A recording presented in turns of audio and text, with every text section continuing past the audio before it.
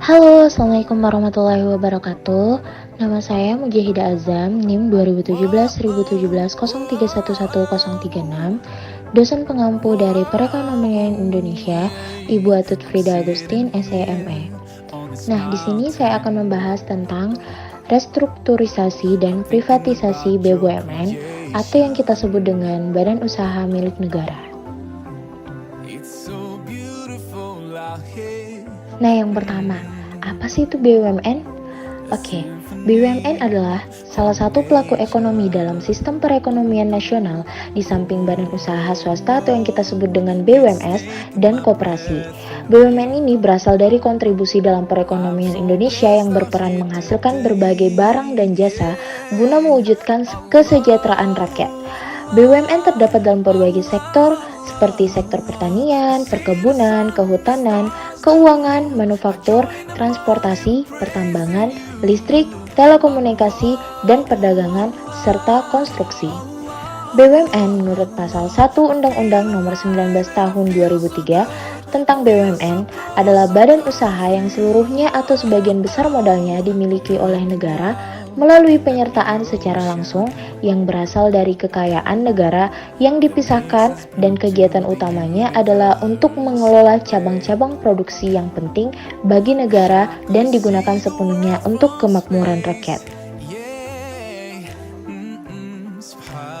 Penjelasan lanjut dari BUMN, jumlah BUMN itu di bawah pembinaan Menteri Keuangan dan Pemberdayaan Meneg-PM dan PBUMN. Pada tahun 1998 secara keseluruhan apabila dihitung dengan anak perusahaan dan cucu BUMN bisa mencapai 1000 perusahaan. Total aset yang dikelola BUMN sekitar 500 triliun, itu pun dengan akhir tahun 1999 dan bergerak hampir di seluruh bidang aktivitas ekonomi. Nah, mengingat BUMN ini pernah memegang peranan yang penting dan turut mempengaruhi kinerja perekonomian nasional, maka BUMN perlu dikelola dengan efektif dan efisien berdasarkan prinsip-prinsip Good Corporate Governance atau yang kita sebut dengan GCG, yaitu transparansi, pengungkapan atau fairness, akuntabilitas, dan legalitas. Nah, untuk menuju program restrukturisasi dan privatisasi BUMN diperlukan terbentuknya corporate governance. Hal ini dapat diketahui bahwa kinerja BUMN masih banyak di bawah standar. Bahkan pada tahun 1997 terdapat sekitar 54% BUMN termasuk kategori yang tidak sehat. Lalu pada tahun 98 kondisi BUMN yang kurang sehat dan tidak sehat adalah sekitar 30,5%. Lumayan banyak. Mengingat masih banyaknya kinerja BUMN yang kurang baik dan tidak sehat, maka kinerja BUMN ini perlu diberdayakan secara optimal. Hal inilah yang dinamakan dengan restrukturisasi BUMN. Restrukturisasi BUMN apa sih? Nah, restrukturisasi menurut pasal 1 angka 11 Undang-Undang Nomor 19 Tahun 2003 tentang BUMN ini adalah upaya yang dilakukan dalam rangka penyehatan BUMN yang merupakan salah satu langkah strategis untuk memperbaiki kondisi internal perusahaan guna memperbaiki kinerja dan meningkatkan nilai perusahaan. Menurut pasal 73 Undang-Undang Nomor 19 Tahun 2003 tentang BUMN, restrukturisasi meliputi restrukturisasi sektoral yang pelaksanaannya disesuaikan dengan kebijakan sektor atau ketentuan peraturan perundang-undangan. Restrukturisasi BUMN memiliki maksud serta tujuan tertentu dalam BUMN. Ini sebagaimana yang tertera dalam pasal 72 Undang-Undang Nomor 19 Tahun 2003 tentang BUMN, bahwa maksud restrukturisasi BUMN ini dilakukan dengan maksud untuk menyehatkan BUMN agar dapat beroperasi secara efisien, transparan, dan profesional. Lalu dalam pasal 72 ayat 1 Undang-Undang Nomor 19 Tahun 2003 tentang BUMN dijelaskan pula mengenai tujuan dari restrukturisasi, yaitu yang pertama, meningkatkan kinerja dan nilai perusahaan, yang kedua, memberikan manfaat berupa dividen dan pajak kepada negara, yang ketiga, menghasilkan produk dan layanan dengan harga yang kompetitif kepada konsumen, dan yang keempat adalah memudahkan pelaksanaan privatisasi. Kemudian privatisasi BUMN itu seperti apa sih? Nah, privatisasi sendiri adalah pengalihan aset yang sebelumnya dikuasai oleh negara menjadi milik swasta. Hal ini disesuaikan dengan yang tercantum dalam pasal 1 angka 12 Undang-Undang Nomor 19 Tahun 2003 tentang BUMN, yaitu penjualan saham Persero baik sebagian maupun seluruhnya kepada pihak lain dalam rangka meningkatkan kinerja dan nilai perusahaan, memperbesar manfaat bagi negara dan masyarakat, serta memperluas pemilikan saham oleh masyarakat. Pada hakikatnya, privatisasi BUMN adalah melepas kontrol monopolistik pemerintah atas BUMN. Salah satu kebijakan publik yang diambil pemerintah bersama manajemen BUMN untuk menjual atau mengalihkan kendali perusahaan kepada pihak swasta. Nah, privatisasi BUMN juga ini memiliki maksud dan tujuan tertentu.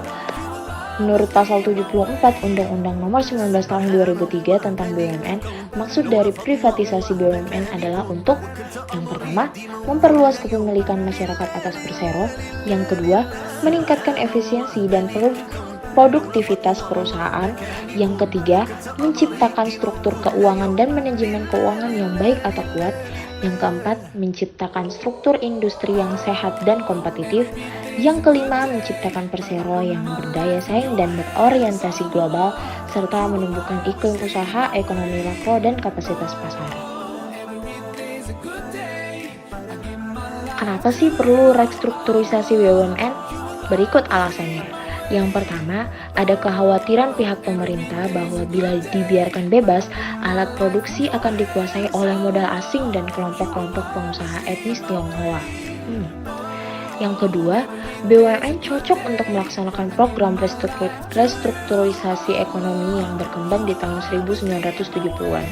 Investasi oleh BUMN ini dapat diarahkan untuk menentukan arah pembangunan ekonomi. Dan yang ketiga, BUMN dapat menjadi unsur stimulasi pengembangan sektor swasta di Indonesia. BUMN mempunyai kemampuan untuk masuk ke berbagai sektor sekaligus memberikan berbagai dorongan dan kemudahan kepada investor dalam bidang atau daerah yang kurang menguntungkan. BUMN juga menyediakan infrastruktur dan bahan baku yang relatif murah bagi sektor swasta, termasuk penyediaan dana dan mencari kontrak-kontrak. Kemudian, kenapa harus ada privatisasi BUMN juga sih? Nah, berikut alasannya. Yang pertama, BUMN akan menjadi lebih transparan sehingga dapat mengurangi praktek KKN. Nah, yang kita ketahui KKN itu adalah korupsi, kolusi, dan nepotisme. Dan yang kedua adalah manajemen BUMN menjadi lebih independen, termasuk bebas dari intervensi birokrasi. Yang ketiga, BUMN akan memperoleh akses pemasaran ke pasar global selain pasar domestik. Yang keempat, BUMN akan memperoleh modal ekuitas baru berupa fresh money sehingga pengembangan usaha menjadi lebih cepat. Yang kelima, BUMN akan memperoleh transfer of teknologi, terutama teknologi proses produksi. Yang keenam, terjadi transformasi corporate culture dari budaya birokratis yang lamban menjadi budaya korporasi yang lincah. Yang ketujuh, mengurangi defisit APBN karena dana yang masuk sebagian untuk menambah kas APBN. Dan yang terakhir adalah BUMN akan mengalami peningkatan kinerja operasional atau keuangan karena pengelolaan perusahaan lebih efisien. Berikut kunci keberhasilan atau key success factor jika dilakukannya privatisasi. Yang pertama nih dilihat dari segi aspek makro, berupa kondisi internasional dan regional atau ASEAN, dan kondisi Indonesia yang berkaitan dengan indikator ekonomi, politik, kepastian hukum, dan moneter.